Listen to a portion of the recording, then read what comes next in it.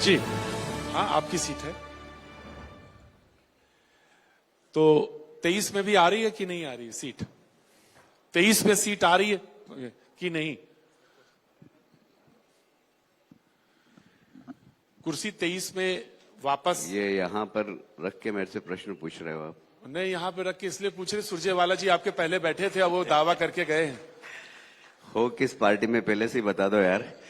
उन्होंने कहा कि जो भी इस कुर्सी पे बैठेगा वो आसान नहीं होगा, उसको सवालों के जवाब देने होंगे। नहीं, आपके पास तो हर आदमी परेशानी में आ जाता है। नहीं, मैं अब बाबा जी गए, अभी चले गए, वो तो परेशानी में उनके पास जाता है, मैं नहीं। मैं तो उन्होंने कहा बहुत बहुत स्वागत है आपका। धन्यवाद। बंगाल में आपसे मुलाकात हुई थी, हरियाणा में सबसे पहले जब आपने वहां पे पार्टी को जिताया तब आप प्रभारी थे, वहां मुलाकात हुई। एक परिचय अगर मुझसे कोई पूछे आपका, तो मैं ये कहता हूं कि जब कार्यकर्ता भी नहीं पहुंचे होते हैं तो आप उस जगह पहुंच जाते हैं, और जब सारे लाव लश्कर लौट जाते हैं तो कैलाश विजयवर्गीय जी वापस आते हैं। Thank you sir, thank you.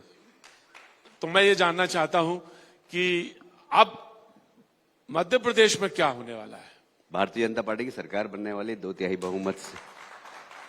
अच्छा, आप बहुत कॉन्फिडेंस के साथ बोल रहे हैं 2/3? देखिए, मैं 20 दिन से मध्य प्रदेश की सड़कों पर था जी, और जन आशीर्वाद यात्रा के माध्यम से मैंने खुद ने 100-150 सभाओं को संबोधित किया। मेरे गले से आप समझ सकते हैं। हाँ, मैं देख रहा हूँ। और मैंने तीनों ऋतुओं को वहां पे अंदाज लिया, गर्मी भी देखी, सर्दी भी देखी और ठंड भी देखी। और कल ही हम लोग कन्नौज की आखिरी सभा रात को 1:30 बजे समापन करके लौटे।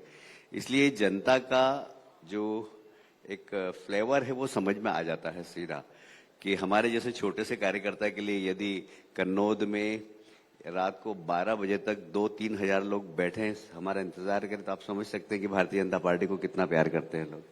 निश्चित तौर से। लेकिन जो विपक्ष है वो कई बार कह रहा है, इस बात को भी कह रहा है कि जो इस बार स्थिति है उसमें हम वापस आ रहे हैं। उनके अपने दावे हैं, उनके दावे ये कहते हैं कि जो पिछले 15 महीने सरकार रही वो हम थे, लेकिन ठीक है, वो वापस लौटी शिवराज सरकार, लेकिन इस बार हमने वो गलतियां सब सुधार ली हैं, अब हमसे वो नहीं, क्योंकि वो कह रहे, उन्होंने कहा और उन्होंने ये बोला कि अब वो 2018 वाला मॉडल नहीं है, ये 2023 वाला मॉडल है, जिसको कि उन्होंने बताया। उन्होंने इस बात को तो स्वीकार कर लिया है ना कि गलती की, अब नहीं करेंगे, दोहराएंगे नहीं। तो अच्छा तो वही है जो अपनी गलतियों को ठीक कर ले। तो अच्छा है, अगर उनको एहसास हो रहा है कि गलती उन्होंने की है तो फिर तो चुनाव में ही नहीं जाना चाहिए। वैसे ही भारतीय जनता पार्टी को वॉकआउट दे देना चाहिए।